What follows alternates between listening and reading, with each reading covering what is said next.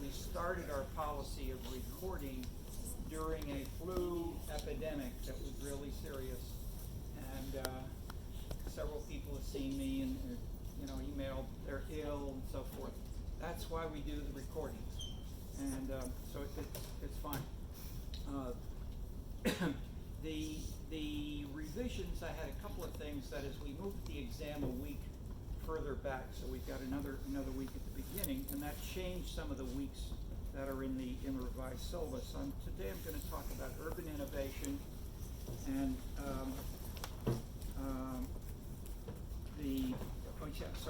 one more for you, Rishi, is to add the theastergates. Let's do a little bit of this. It's on the reading on the syllabus.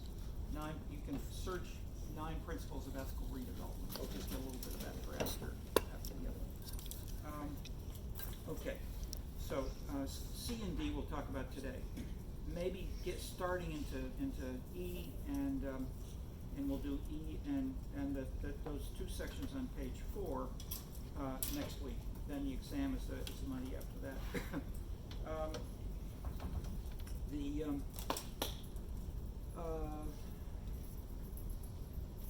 Last section on political culture articulated the Daniel Elazar 3 types, and then the new political culture. And I'll just put in a picture what I said orally. That Elazar really deals with how these 3 types of political cultures, the New England, the Middle Atlantic, individualistic, and the Southern, came from the ancient Greeks, the ancient Jews, and they carried on in these different regions of the U.S. Then they went on to the West Coast.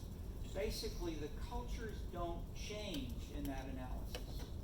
What changes is that they're carried on people's backs. That was Max Weber's metaphor. The cultures travel as people travel, but the cultures don't change very much. People may combine them. You may have parts of 1, 2, and 3 because you migrated or you lived in 3 kinds of cities, from New England and Middle Atlantic to the South. But the cultures are independent variables here. By contrast, the NPC analysis, the book, has 20 propositions about why and how cultures change. And so here you can have changes in income, in education, in cosmopolitan experiences, and this and that. So we have a bunch of these things. And so Elazar and I work together because a more integrated, holistic theory of culture should include both of these kinds of patterns. Okay, so don't. If you're an economics major, you shouldn't have to worry about this, because smart economists addressed these concerns 20, 30 years ago. And they started studying amenities. I'm having a little dialogue with the economists to distinguish a simple, crude, materialistic determinism is not the foundation of economics. The foundation of economics is what? What's the first principle of what do you try to study? As an economics major wants to tell me. Okay. Yes? Supply and demand. Okay, certainly supply and demand, a concept like that. Maximizing utility. If you want to maximize your utility, and that's the classic economic statement, but then what is utility? Economics does not tell you, except it's what's in one individual's head, and that individual may want to be a cafe owner, he may want to swim on a beach, he may want to race cars. These different things are left back into the mind of an individual. They're not part of economics, is the point. They're left to other disciplines. And that's where sociology, political science, anthropology, psychology come in. They fill in that content in certain ways. That was the 19th and early 20th century. In the late 20th century, economists are starting to incorporate those other things more thoughtfully. So they're doing analyses of happiness. They wouldn't touch that before. Both methodologically, they said we want revealed preferences. Revealed preferences are what people do in their behavior, rather than say when you ask them a question. They've changed on that. they're now much more open. The economists, the big thing then as well was amenities. That economists started working on amenities with the interpretation that utility, if we think of utility is the maximization of amenities plus income. So they'll say we want to have a constant, we'll have E1, which is amenities, E2 is income. So people may want to maximize their utility, and utility may be income plus amenities. Amenities in this concept are what? Non-market goods. They're things that you get, but you don't pay for with money. You get them because you're a resident of Chicago, and Chicago has clean air or dirty air. I used to say it had dirty air because we were nearby Gary, and 50 years ago that was true. Then and 2 years ago I was in Paris and London, and I got sick from the amount of pollution. So I looked the data up. Paris and London are around 15th out of the top 30 dirtiest cities in the world. Stockholm is the cleanest. Chicago and New York are 2 and 3 or 4. Chicago and New York are clean cities. Paris and London are medium dirty. You go way down and you get to Cairo, Mumbai, and so forth. There are huge differences in the amenities of clean air, and cities are now investing billions to try to clean up the damage which has been done, and these make a big difference if you are, like me, allergic to some of the stuff that's in dirty cities. Okay, so amenities, war, security, these are classic amenities, which are not, these are also called public goods. They're shared by other persons, but the point is, economists starting in this general way began to systematize how can we codify the properties of amenities and make them analogous to how things we've studied using supply, demand, prices, dollars, cents, how much you get out of them, how you shift. And so they started doing that 20 years ago because they recognized that people don't just want physical objects and services. They want more abstract things like clean air, or Gary Becker was the leader in doing this. He did his PhD on racial discrimination.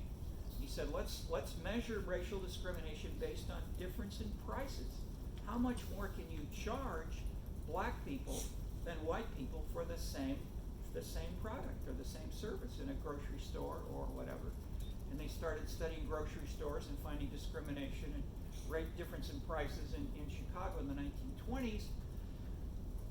Flash forward, Walgreens built a national franchise, and these things became much more equalized. They reduced the racial discrimination through standardized prices, whereas in Chicago or nationally, before you had the standard universalistic franchise pricing and the hiring between the Walgreens and Sears Roebuck and Montgomery Ward created in the interwar years as an alliance between affluent entrepreneurial Jews and African Americans who wanted jobs and who wanted fair and equal treatment. They came together and they created these organizations, staffed heavily by African Americans, organized nationally into franchise by the entrepreneurs. Elizabeth Cohen has a terrific book on this. She's a Harvard historian. Okay. The amenities part by the economists then got into what combinations of race, income, location, and how can we systematize these with different kinds of specific assumptions, the size of the market, the amount of competition, the degree of freedom of entry, and things of the same sort which have been used in the private sector, let's call it the market sector. They have tried to apply to the non-market sector. I'll pass on with that. We can elaborate now. I'm mentioning it in part because there's a woman who did a BA here in sociology. She's now at Cambridge University in England doing a master's degree in real estate economics. And she's just written to me that she's doing her MA, trying to join these things in ways that they can build on this tradition which he learned about from working with it. Okay. The link here is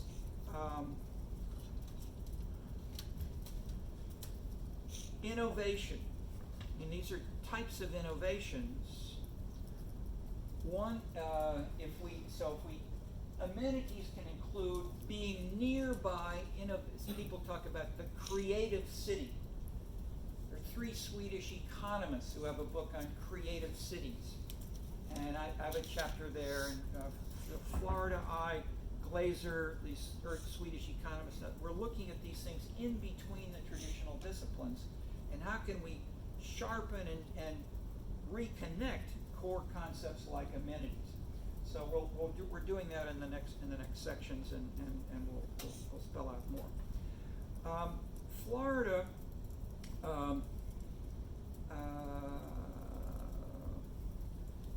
He has 7 or 8 books. The couple of big concepts: innovation, creativity, the creative class. He wrote his book called his published title is The Rise of the Creative Class. Bestseller, as I said, it's read by the mayors, hated by the academics.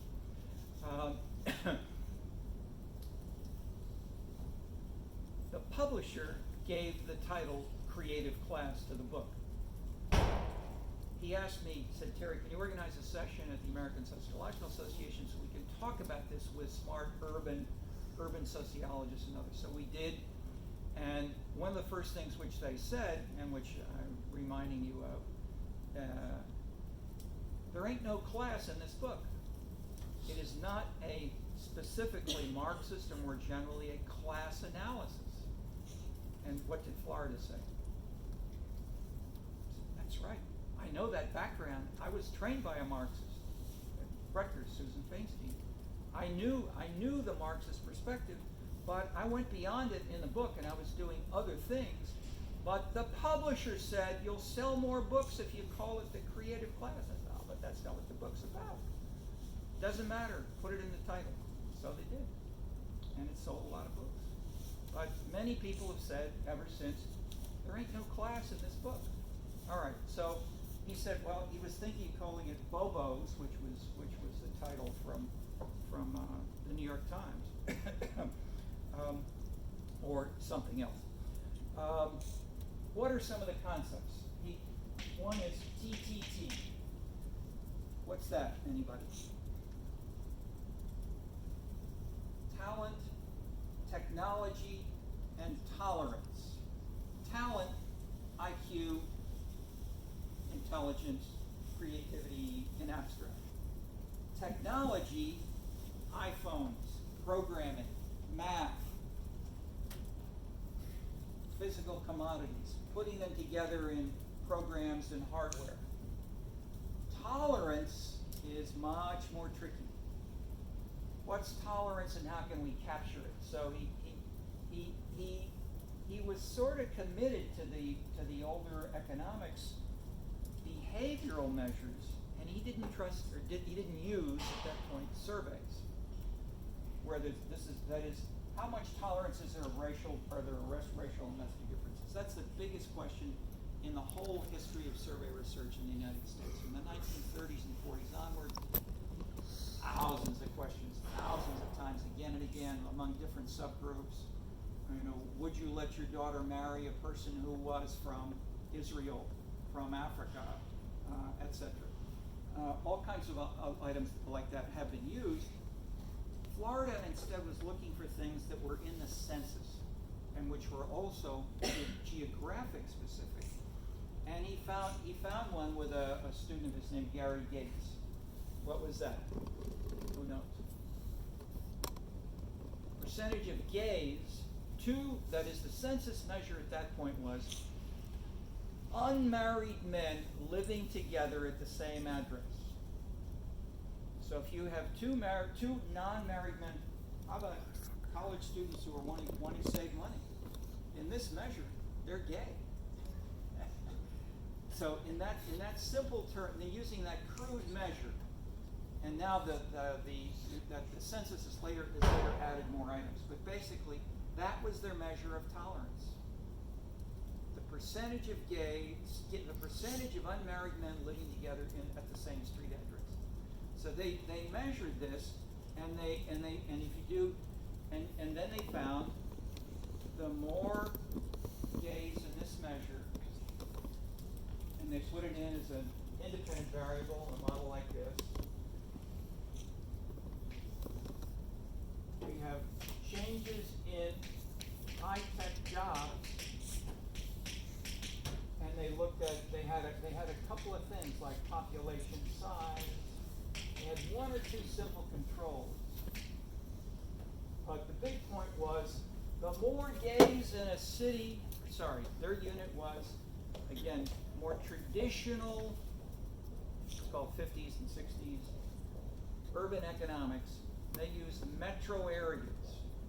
Metro areas are also what they call, in some other countries, labor market size, because people tend to look for jobs within a labor market, which is usually a city and its suburbs, not just a central city, not just one neighborhood. So if you look at as big a unit as all of the metro areas, or you even go down to the cities, the counties, whatever, there's a positive relationship between gays and the growth of high-tech jobs.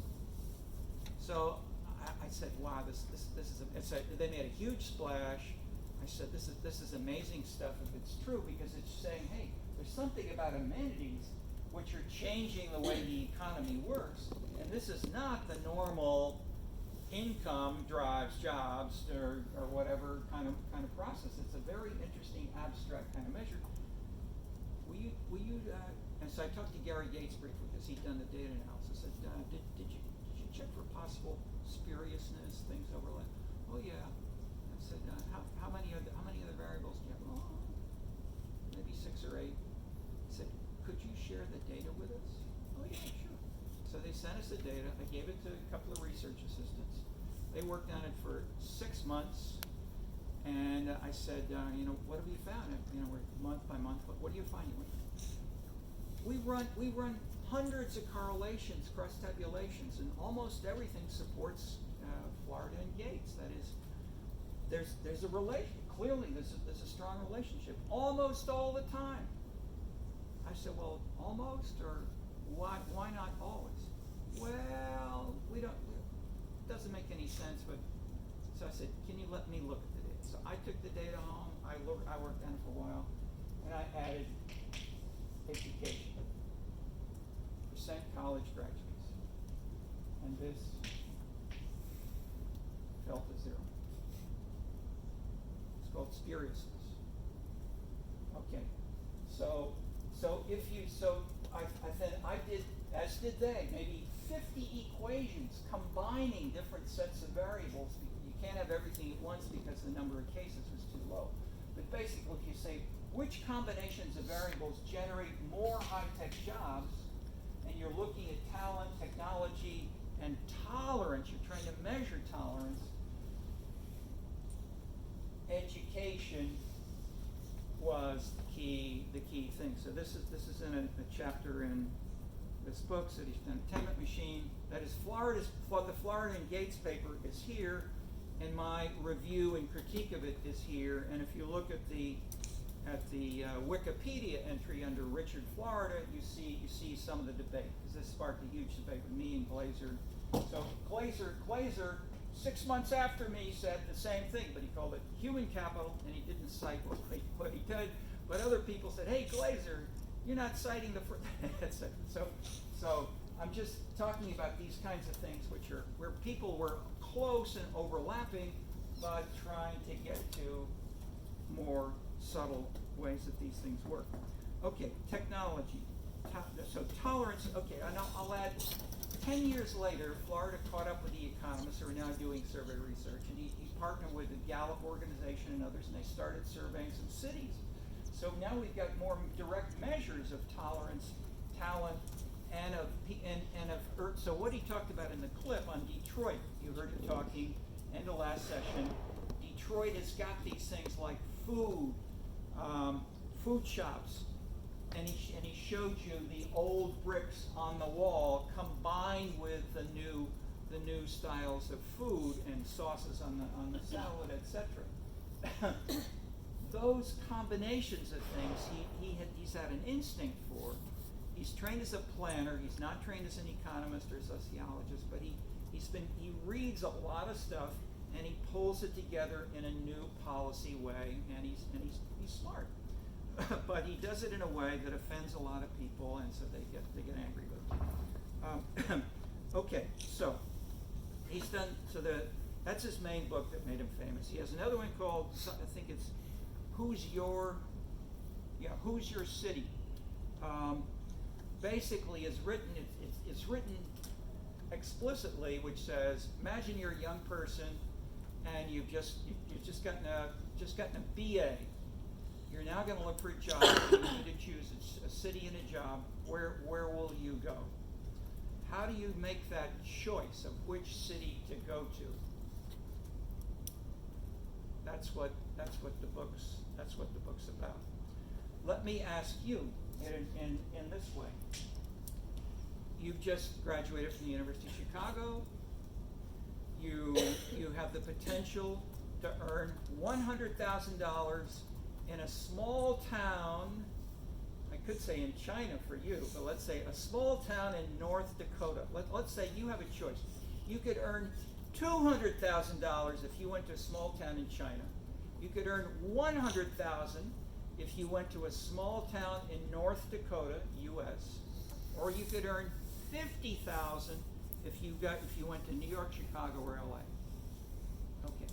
How many of you would choose the 300, the 100, or the 50,000? How many would choose to go to China to a small town?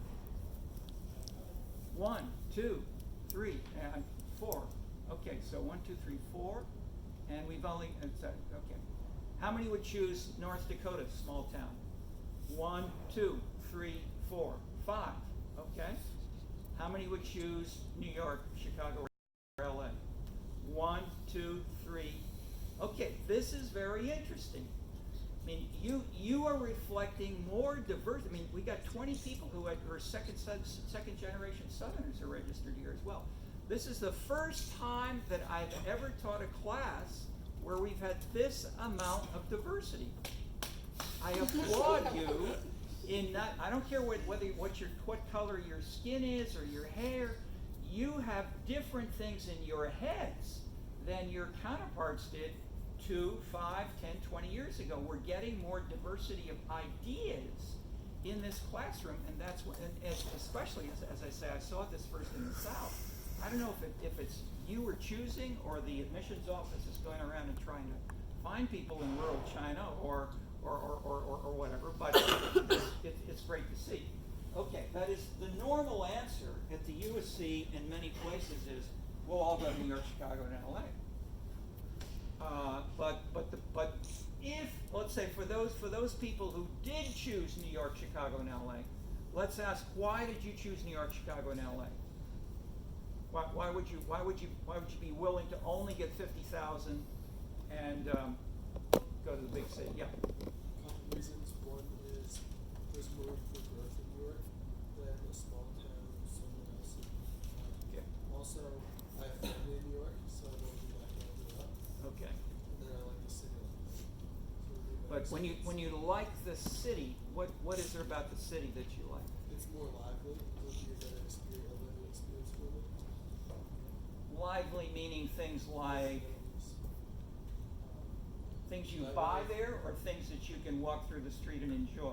Things that you can walk through the street and enjoy. Okay. In that sense, there are amenities of a sort which matches my preferences, which are more numerous in New York, Chicago, and LA. Okay. And that's the classic simple answer. But look at the economic implications of that. That's saying, for those of you who answered this way, those amenities are worth more than $50,000 or $150,000 because you did not choose to go to the small town in China. So if we use that as a crude measure of how valuable, that is the big question is here, how important are these and how can we capture that? I'm giving you a simple, crude question, discussion, which we could elaborate. We could spend an hour, 2 days, talking about this in more detail. But in that sense, the simple answer, which we've seen in the show of hands, and remember this as we go on through the course, how important are these, and how do they interact with, how do they interpenetrate the other conceptions of symbolism, patriotism, pride, honor? How do these other things, how can we show how important they are in people's lives? And so we've just done it in one crude way. But second point, if you took that first job, how long are you, let's say if you're now someone who's just gotten a BA, how long are you likely to stay at that job? In the next year, how many of you will quit and go to a second job? About 50%. And after 2 years, 3 years, people are continually changing. That is, American young people, college degrees, are very migrant. That is, they change jobs much more than they change cities. So you may go to New York, Chicago. So you said the first reason you gave was upward mobility. That means you will have more choice among possible jobs that would pay you more or give you a promotion in some way within New York. Okay, so in that sense, there is much more. That is, people tend to make a joint choice. They don't say it's either the amenity or the job. It's both. And your example illustrates how both come together in your answers, and that you can combine these two. So Florida then tries to say, how can we put these things together and give you some measures of how amenities work? And so he then pursues this in terms of dimensions like food, a chapter on food, on religion, on parks, on exercise, on health clubs, and how these differ and how they're better in. And he often then gives rankings with places like New York, Chicago, and LA at the top. Not if you want to do, say, mountain biking or downhill skiing, then, or if you want opera, if you want dog sledding in the cold, go to Alaska. If you want opera, don't go to Alaska. Go to New York. Okay. So in that sense, he begins to match the amenities with the surrounding areas, but the bigger, a related point that we talked about a little bit after class Monday. How do people dress at Microsoft? Want to talk about that? Just descriptive. How do they dress? And that maybe not everybody knows. Plain clothes like t-shirts. They're against wearing suits. Yeah, just a little louder. T-shirts, not business suits, is the point. And we talked about a guy like Musk, multimillionaire. How does he dress? Like a tech person, like an engineer. T-shirt. Very simple. Okay, so the idea of that people can dress any way they want is in part an expression that it's me who chooses. It's self-expression, as well as I can be a programmer because I'm smart enough. I can do it in many different ways, and I can dress any way, and I can combine it with different kinds of things. The Microsoft model was written up in all kinds of business magazines about 20 years ago when it was doing this. And then what happened? There were surveys done by a guy at Harvard Business School, sent out to all of the Fortune 500. Do you have a diversity program in your? Do you have a way that people can dress informally? So they're sort of asked the questions about your office culture, asking, are you doing the things the way Microsoft is doing it or not? And the first time they did the surveys, maybe 5 or 10% of U.S. firms were doing that. That is, 95%, they wore business suits, they were formal, you worked 9 to 5, you were a square person. 10 years later, same survey, something like 80% of American corporations said, oh yeah, we're doing it all like Microsoft. That is, American corporate culture changed because of the Microsoft model. And had and it wasn't only Microsoft, of course. It was the media, it was talk show discussions, and so forth. So you had all of them. But one day, I think it was one day, I can't remember the year, but all the law firms in the country said, no longer are we going to wear suits and ties. And most of them, except for some more regulars, abandoned them, etc. Okay, so.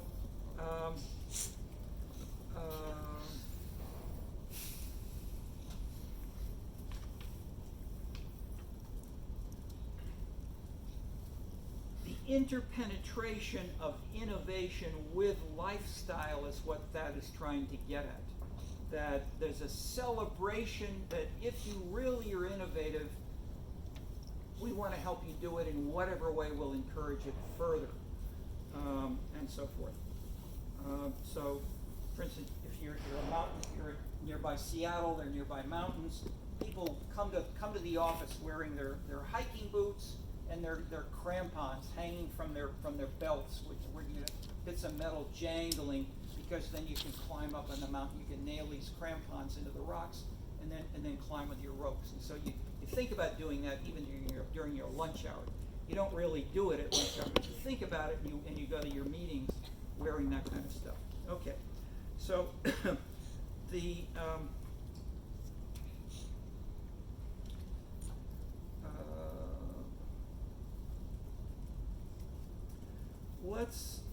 let's try to fill in what Florida did not, if we could please. We could maybe show the images or the gates? Because the gates link didn't work.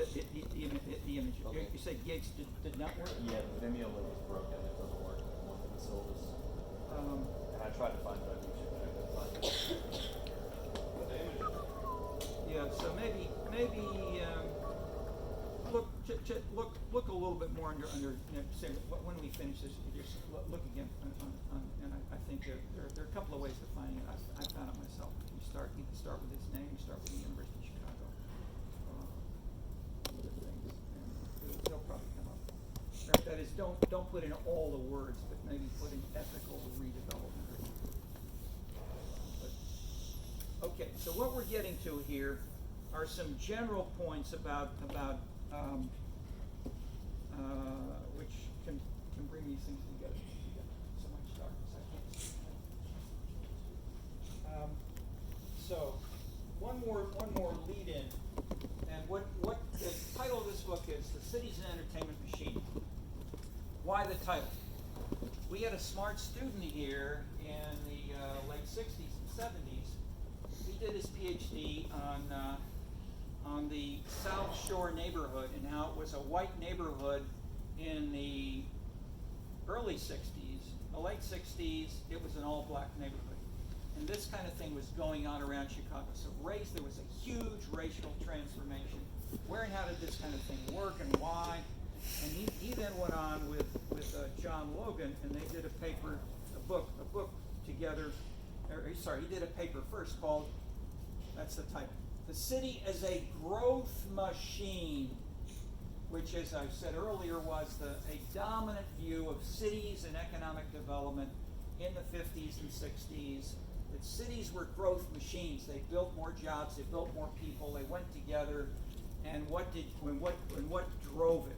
Why did you have economic growth? That was the $64 question. And their main answer was things like urban developers with more, that is, they have entrepreneurial ideas. They would go to banks who would give them big capital and talk to the political leaders who would give them zoning rights and the rights to develop and pass the laws which they wanted. And that kind of civic business elite, civic political business elite, made these decisions. And that was a dominant model in both community power and urban research, urban development, all the themes in this course in those years. Clarence Stone, I mentioned Clarence said no longer. Okay, so what we said in the title of this book was, hey Harvey, and hey you people studying growth machines, how about entertainment? Because of things like your answers to my question, that you'd go to New York because it's entertainment as well as a job that pays you at least $50,000. So you can give some tips at least, even if you can't buy a lot of stuff in New York. Okay. These perspectives we can talk about as a post-industrial, a neo-Marxist, and an individualistic concept. So here we have three big classes. These are theories. These are big ideas and concepts and some middle-range concepts. So we can classify and say the post-industrial society concept, which we can call the new political culture, and I've got the next slide is other people who say, yeah, let's just flip there and then come back to this. No, maybe I didn't put it up. Oh, okay, skip it. The other people who said things like this, just so I'm not citing just me, is what I'm trying to say here, were Daniel Bell, Ronald Inglehart, Seymour Martin-Lipps said, we all had converging ideas and would call them things like post-industrial society, or Tony Blair in his Politics talked about the third way. These are all overlapping concepts, and they inform the first column. When Tony Blair was an Oxford student, he published a paper and called something like New Marxist Notes. That is, he came up in a Marxist background. He was a Labor Party candidate in elections, and he came up within the Labor Party, but he wanted to change the Labor Party, and so he managed to break the Labor Party from the union. So the trade union, so the first thing about New Labor was it was no longer only the unions, and he basically introduced lifestyle, consumption, and other things like crime, like trying to help schools educate kids better, like making neighborhoods safer, a range of broader issues that were not just maximizing the income of blue-collar workers, which was the old labor pattern. Okay, so if we have these three columns, look at the new emphasis it adds. It doesn't say production doesn't matter. It simply says also add consumption. The pure individualistic concept is talk about utility and preferences. Next down, leisure as well as jobs and work and amenities. Yeah, that's good. Yeah, thank you. Then, yeah, let's just go down a little bit like here. So we have the house versus the workplace versus the individual. Women and their families. Let me say explicitly, in our detailed case study of Chicago, if we look at, in Chicago illustrates, you can see all three of these in Chicago, but there's a huge transformation in Chicago in the last 20, 30 years. And I've talked about, and I put up and so what I'm elaborating now, the shocking thing which you said, what? When I showed you Lollapalooza. I said, you're saying Lollapalooza is driving the Chicago economy? One or two of you said that. One said very loudly, and okay, I'm now elaborating. How could this wild theme be considered in more serious manner? So I'd say women and their families, men and their work, less attraction to conduct. Let me just briefly elaborate gender here. The Swedish welfare state was built on the idea that the state will guarantee, through working with the unions and working with the investors and the corporations, the same amount of increase in pay to everyone who's a union member. And so Volvo, the big corporations, the unions all said, fine, we'll do that, then we won't have inflation, we'll have general economic growth, and it'll be fine. But the question was, how much should you pay the Volvo workers? And the answer was enough to maintain his family. And the assumption was women didn't work. Okay, then what happened? Women got more educated in Sweden, and they said, yeah, we'd like to work too. Some of us would like to have children. Some of us would not like to have children. So the family unit, as both the home and that is the home and women, destroyed the European Swedish welfare state. What did women have a greater role in positively defining? I look in the study of Chicago at the people who did this first. The first woman was the wife of Heather Bolandic, the wife of Mayor Bolandic, who was there very briefly after the death of Harold Washington. Then there was an election. Most of all, Jane Byrne, who said famously, a woman can manage a city better than a man, because managing a city is like the same thing as managing a house. You got to keep the streets clean. You got to have the janitors work on time, etc., etc. But she began what was then called today Chicago Fest, and it's now 4 months of entertainment in Chicago, which bring a whole lot of people here, and Lollapalooza is one part of that. So women, as then other surveys have shown, are generally more sensitive to lifestyle, aesthetics, consumption, so that we discussed, I think earlier, you grew up in a suburb of Chicago. Tell us briefly about the contrast among the three suburbs we discussed: Wheaton, Glen Ellen, and Hinsdale. Okay, so I don't know how many of the others you may have heard things like this around New York, around LA, but tell us about those three suburbs and how they're different in these kinds of things. So Wheaton is really religious. Just a little louder. Sorry. Yeah. Wheaton's really religious and conservative, where Wheaton College is, so their values are a little bit different. It's one of the 2 or 3 most important colleges in the United States for like Christian. fundamentalist Protestant religion. Okay. So like dancing was illegal until like the 90s or something, and drinking, you can't drink even if you're 21. And then Hinsdale is like, I don't know a lot about it, but it's very like consumer based, and it's all They have about a Ferrari and a Jaguar dealer in a very small town. And then Glen Ellen kind of is in the middle, because like both of the cultures influence it, but it kind of takes a middle road between like the two different value systems. And in your high school, because I asked you, what was it like in your high school? You talked about how there were very different battles over these styles, and how people who came from each of these 3 towns saw themselves as very different kinds of persons. Okay, have you heard things like this before? For sure. Okay, so the point is, these are amenities. These are the definitions of lifestyle which affect people's personal identities, as well as the groups they join in high school, and then extracurricular activities, so-called, in college, etc. Okay.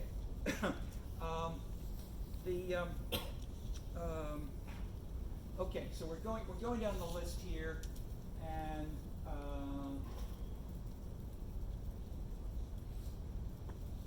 personal influence, social structure, that is, social organizations and civic groups, citizen focused rather than class, union, system focused like capitalism or aristocracy, buying consumer goods rather than investing capital or maximizing utility,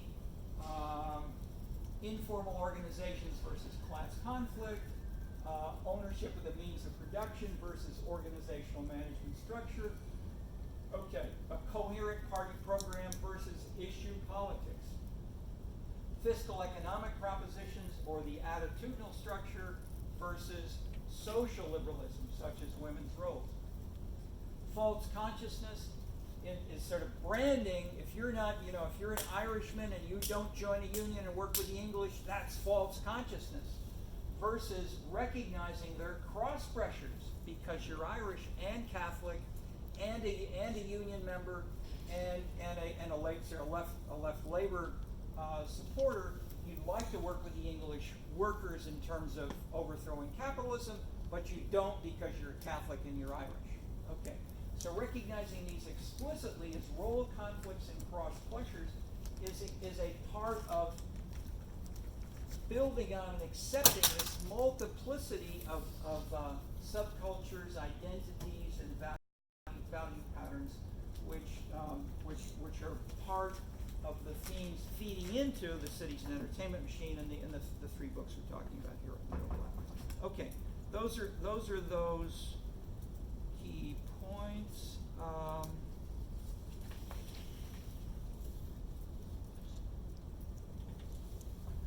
let me just give you one or two other big points from the book, Cities and Entertainment Machine, very, very quickly.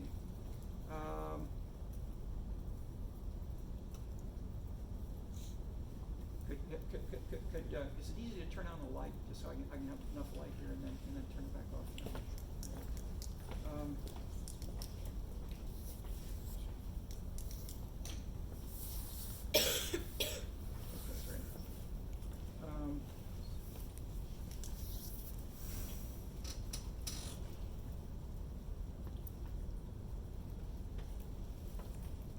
Bowling alone, McDonald's and the McDonaldization of the world, animal rights and recycling should be considered not as isolated and separate, disparate issues.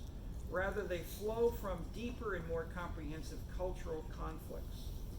These are contemporary but also extensions of older patterns, and helps to dig back to unravel them if we do so. For instance, generals complain that they can no longer command or expect soldiers to give their lives.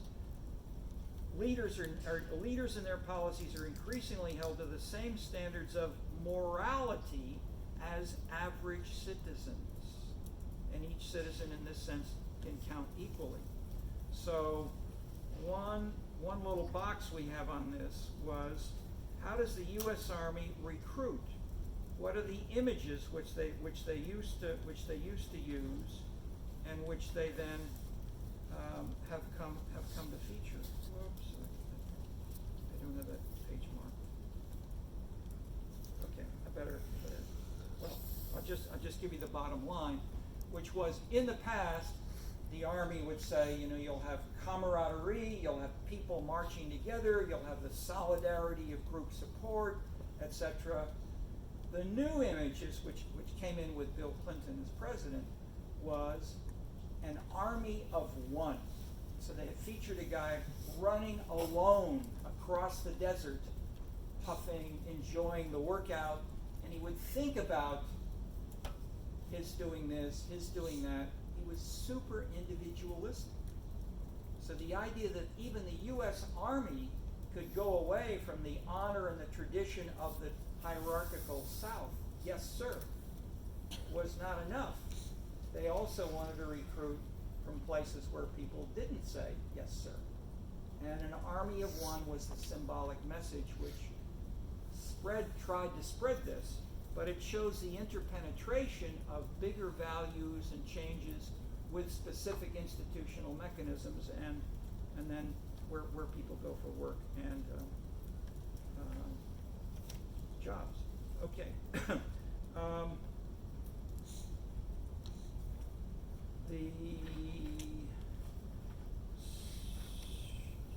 a couple of big points there. You heard me say race, class, gender, and national origin only explain about 10%.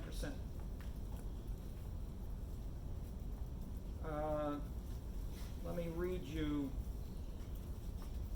things which these are survey items. These come from the DDBs, the major national survey over time of all Americans. It's used by Putnam in his book Bowling Alone. And he only uses it at the national level. We take it down to the county level and look at these more subtly, and we find lots of variations.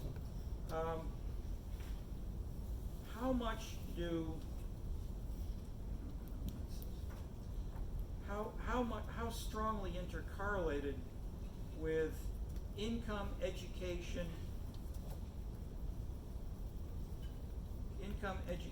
race,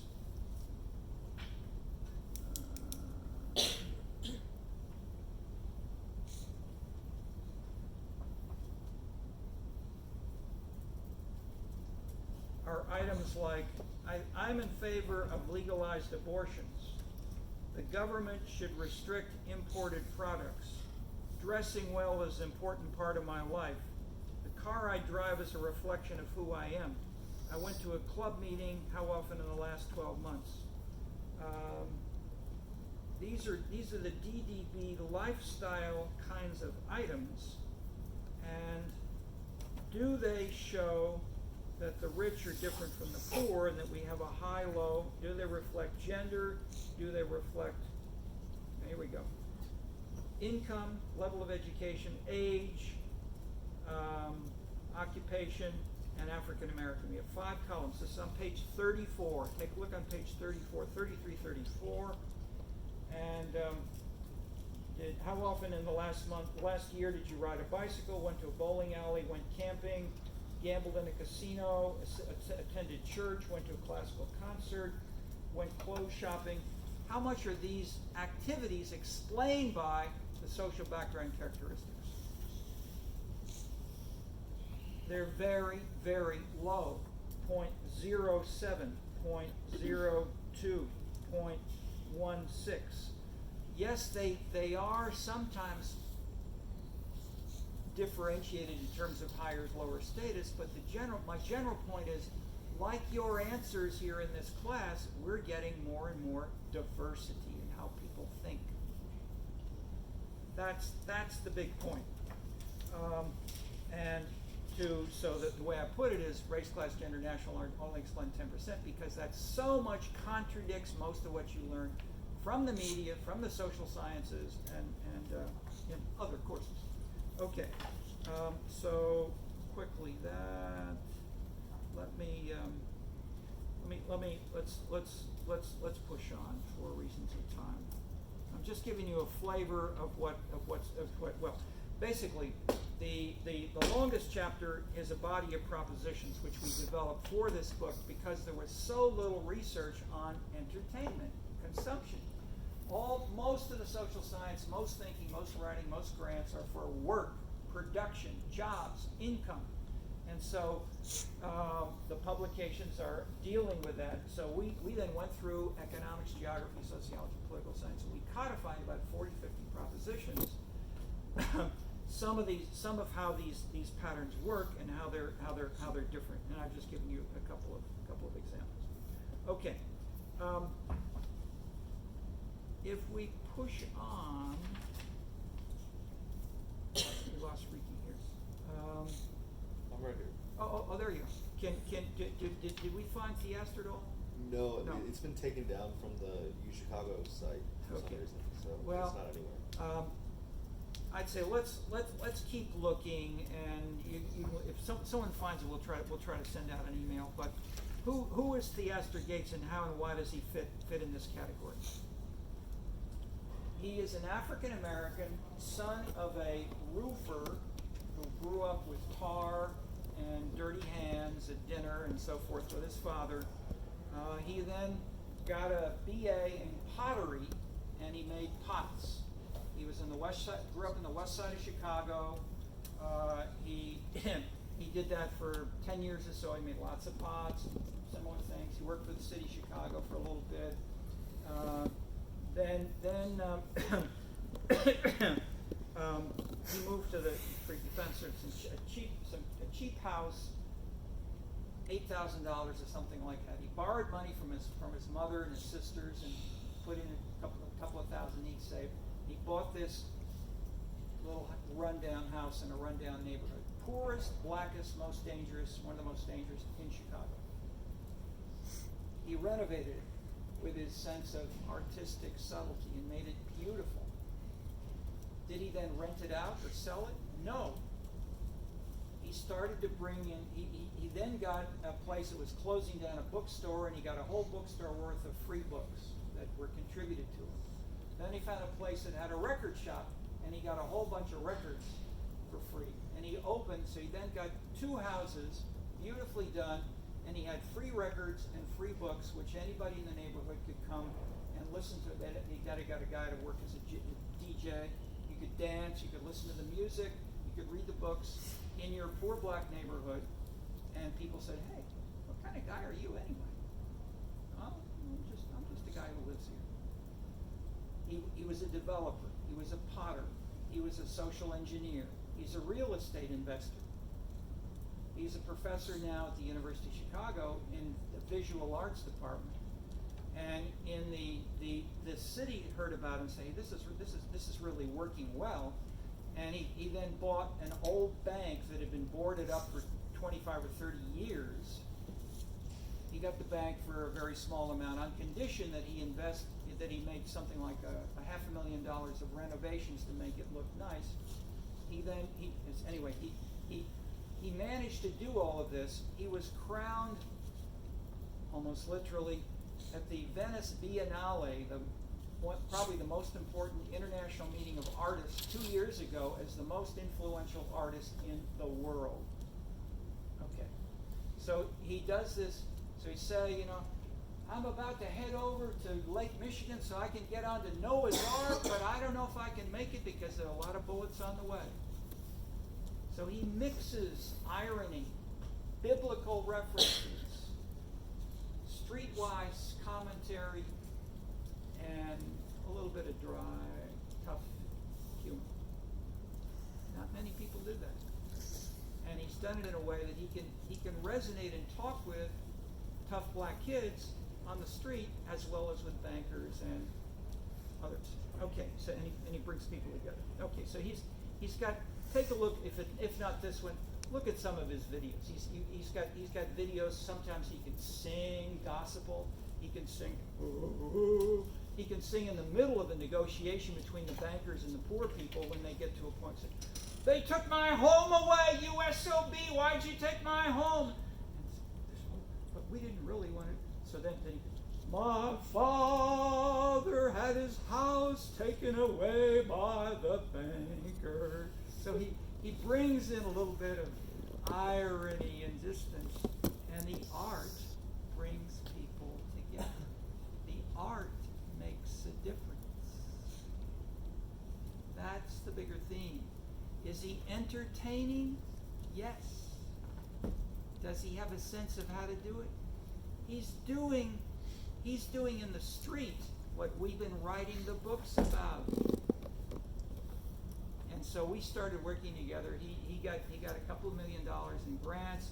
He found out about what we were doing. He said, "Could you help us do an evaluation and give a report to these foundations, because we don't have any idea what they want us to do." So I said, "Okay, let's talk about it." So basically, I worked with him for several years, and as you can see, I'm still amused. Okay, let's push on to the section on. This isn't a section. So cities and entertainment machine. I've given you a couple of points on.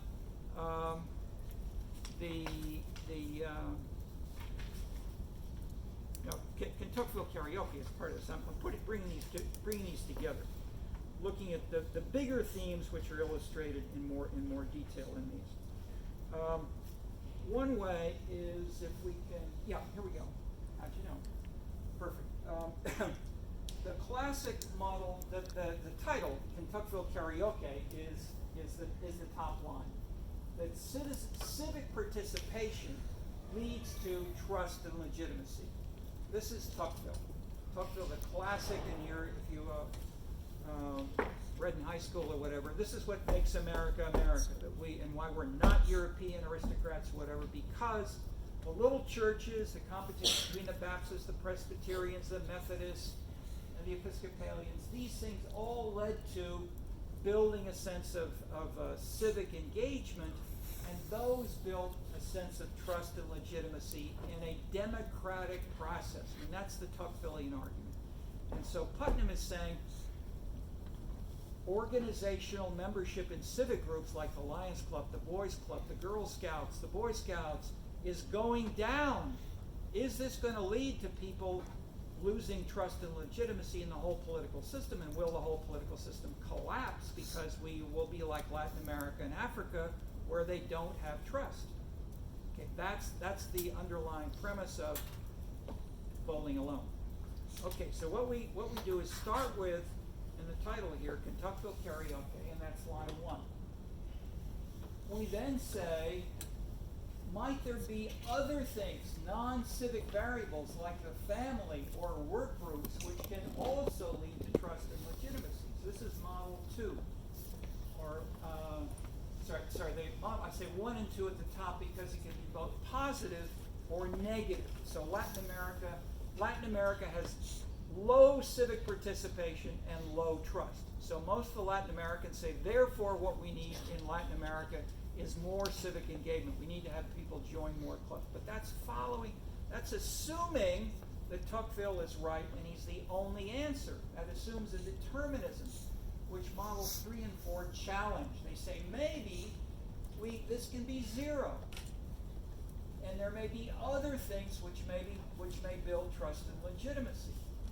And we started talking about this with at a conference, a series of conferences, especially my co-authors of this book I think there are 12 co-authors. They're mostly Asians, Chinese,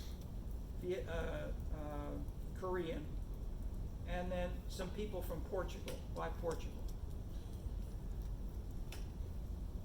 Brilliant PhD here by Seoko Kim. When he studied the top line, and he found that civic participation did not lead to more trust in a national sample of everybody in Korea. If Koreans participated more, Koreans joined more clubs than Americans. Koreans are in all kinds of civic alumni associations, etc., at a higher rate than Americans. But those who join more or join less do not have any difference in their level of trust. That joining more clubs and organizations in Korea does not lead to trust and legitimacy. So what did he do? When he was working here, I said, look, why don't you try that in other countries? So he ran it in about 60 other countries, and he found in Northwest Europe, in Scandinavia, in England, in North America, in Australia, Tocqueville lives. That is, there is a positive relationship. So Tocqueville's right in those parts, but you go to Southern Europe and it becomes weak or pretty weak. In Spain, it's still slightly positive. In Portugal, it reverses. The more people participate, it's either 0 or it's negative. So if it's 0 within a country, that means model 4 down here is that some people who participate more have less trust and legitimacy. How could that happen? Give me an example, anybody. Think of the U.S. Who do you know? How do you can you think of any organization in the U.S. where if you join and you're more active, maybe one of your high school groups, even in Glen Ellen? How could you have people join some kind of group that would lead them to have less trust in each other and less trust in the whole political system in the U.S.?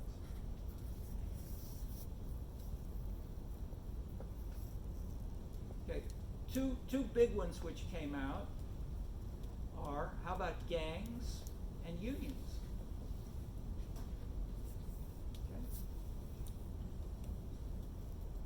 Okay. If you're just a low, not very active gang member, you're not a very active union member, or, and this is going on, the Chicago teacher strike, potentially joined by the Chicago park workers, is about to begin today or tomorrow. Watch the interview, see what people say. Talk then to some average teachers, and these things vary, and you'll get the idea. If you spend your whole life really being a union organizer, then you're going to be less trustful and less, you're going to say, yeah, I really trust President Trump, and I'm a union member. Less likely. Okay. So the point is, the big point which that illustrates is it's not just joining any organization. It depends on the values and the beliefs and the style, the meaning of what that participation implies. So if the meaning of the union organization is to fight management and bring down the class structure, not in the U.S., but in say, in the old Labour Party in England, it was to bring down the class structure as well, then that's very different. Okay, so that's the first point. There's the 3 parts of the book. That's part 1. It's really can Tocqueville does Tocqueville generalize? And the answer is, if we look more carefully, maybe we can generalize Tocqueville. But if we literally try, it's wrong. Okay. The second big theory which it deals with, which we're also reading in the course, is on innovation. What Florida wrote about, and so Florida, I didn't. For reason of time, I better not say. I'll just one or two sentences which we can elaborate on.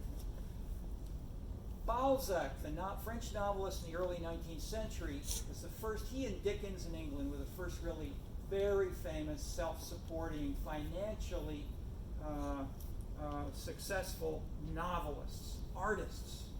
They didn't get their money from the Roman Catholic Church or from a prince or from the king. They got it from selling their books. And Balzac said, for artists in general to be creative and independent, we've got to forget this bourgeoisie and these churches who tell us how we should live, and we should live as artists in little neighborhoods within cities like Paris, where we can be free to do anything we want to do. Okay, that idea then was carried on by the poet Baudelaire at the end of the 19th century. He wrote a lot about streets. His girlfriend was a prostitute, and so he sort of raised the view of at least aspects of the the life of the street seen from the bottom, if you will. Okay, so this then became the informed style of Montmartre, then the Latin Quarter regions within Paris, New York, the Greenwich Village region. These were the classic so-called Bohemian neighborhoods. The generalized idea was if we have more Bohemian neighborhoods, those should spark more artistry and more innovation, not just in the arts, but in computer programming, in technology, in solving mathematical equations, and all kinds of stuff. And if those new ideas are the drivers of the economy, then the Bohemianism is a driver of the whole economy. That's the core idea, which you get from Balzac, from Baudelaire, from Jane Jacobs, from Joseph Schumpeter, and especially Jane Jacobs, and then I mentioned Florida and Edward Glaser. Okay, the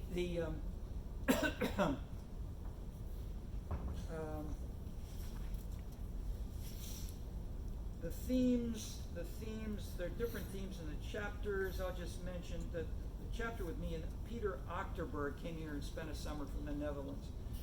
We did the same thing as with Florida. We checked with Putnam, what were his data? So he had the DDB data and the GSS and the ISSP. These are the big international and national surveys of citizens. And we looked more closely at his book Bowling Alone. He said, how does he show this? That civic participation leads to trust and legitimacy, and if we go back a step, is civic participation really going down for everybody? Because his measure included the items I read to you. How often in the last year have you gone to church, for instance, and things like that?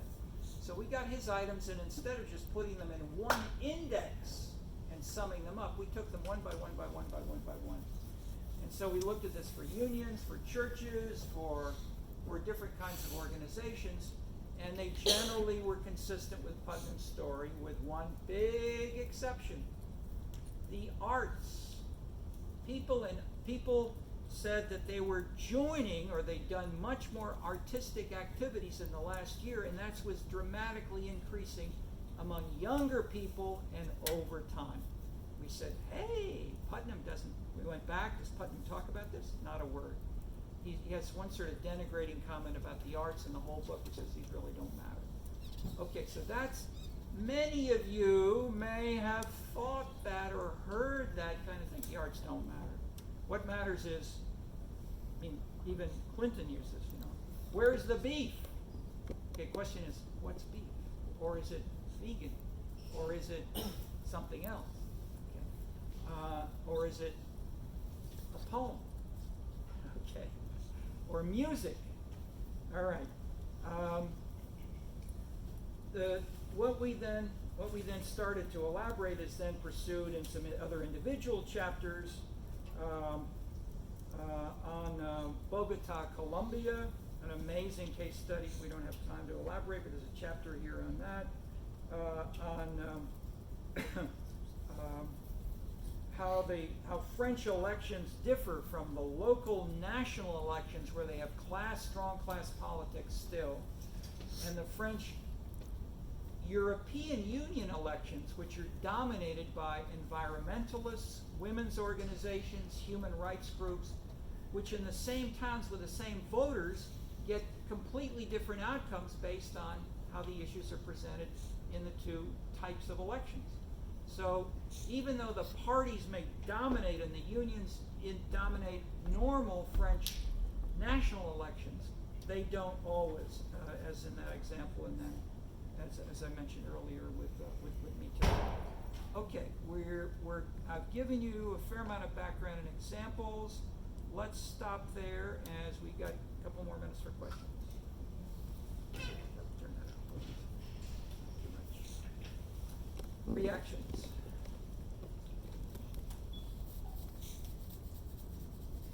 Where have any of you heard this before? That is this something about the importance of the arts and amenities transforming the normal things that you heard.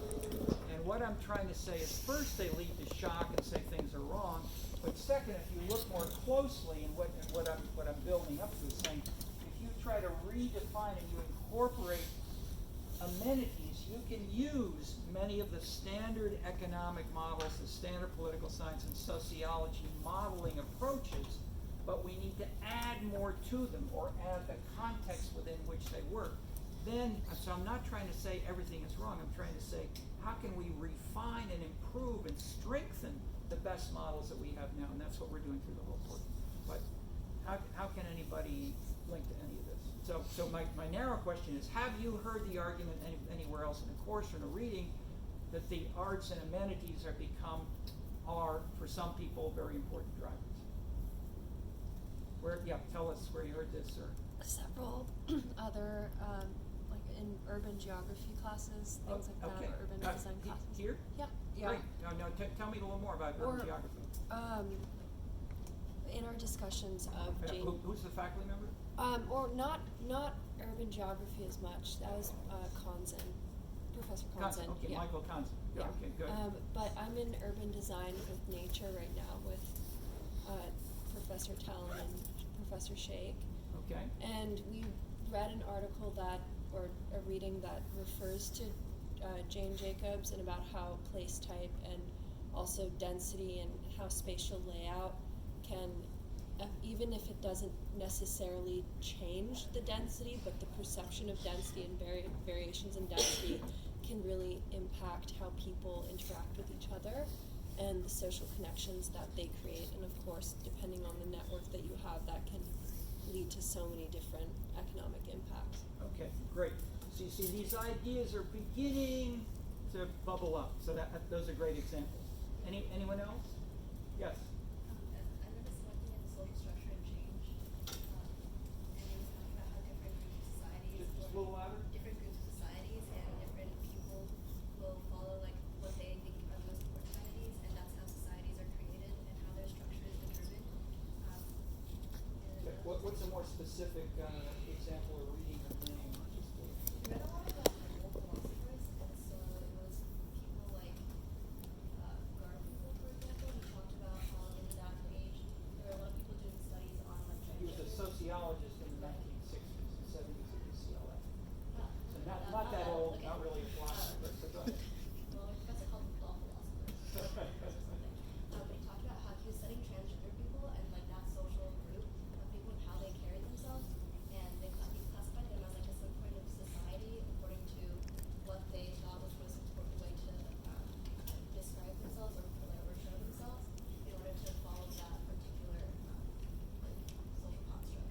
Okay, great. So so you get to extremes. See, Michael Konzen is he's an older architectural historian, but urban neighborhoods and the symbolism which they have. So I mean, I should add, the historians were, again, 20 years, I would say, ahead of the political scientists and social scientists. The historians and the economists did this much earlier.